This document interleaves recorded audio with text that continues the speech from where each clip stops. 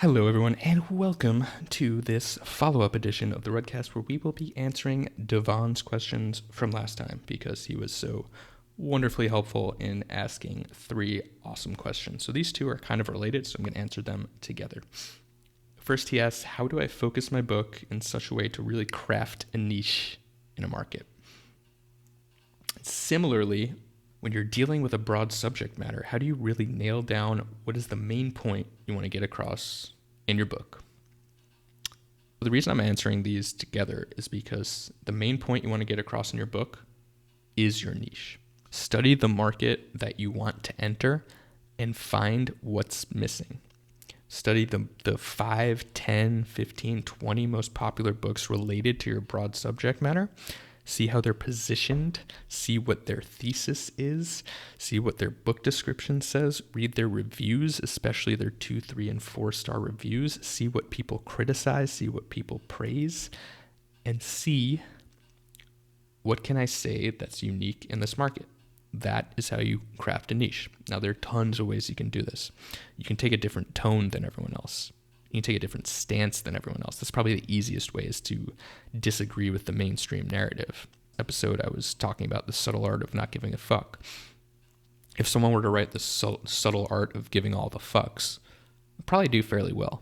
Although, as I spoke about last time, part of the reason that book did so well is people want to say, I don't give a fuck. People don't really want to say, I give a fuck.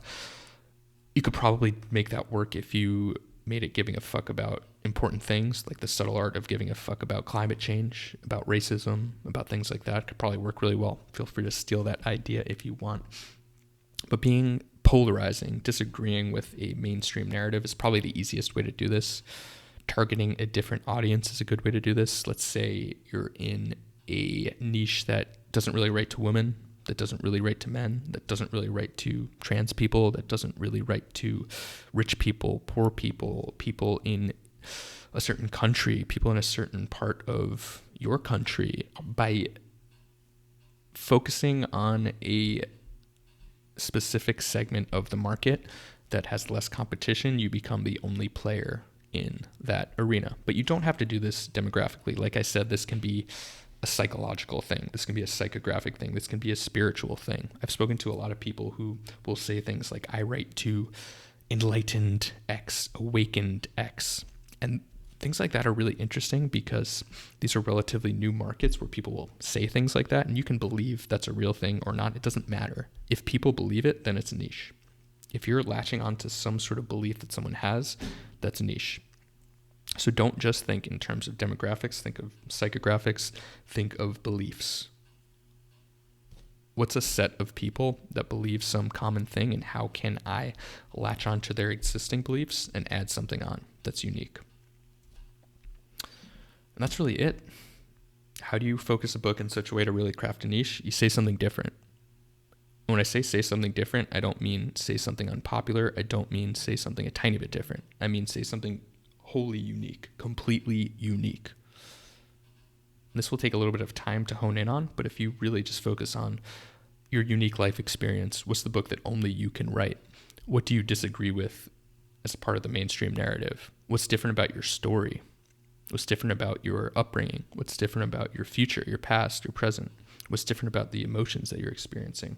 It doesn't matter. It literally doesn't matter. Any of this stuff can work.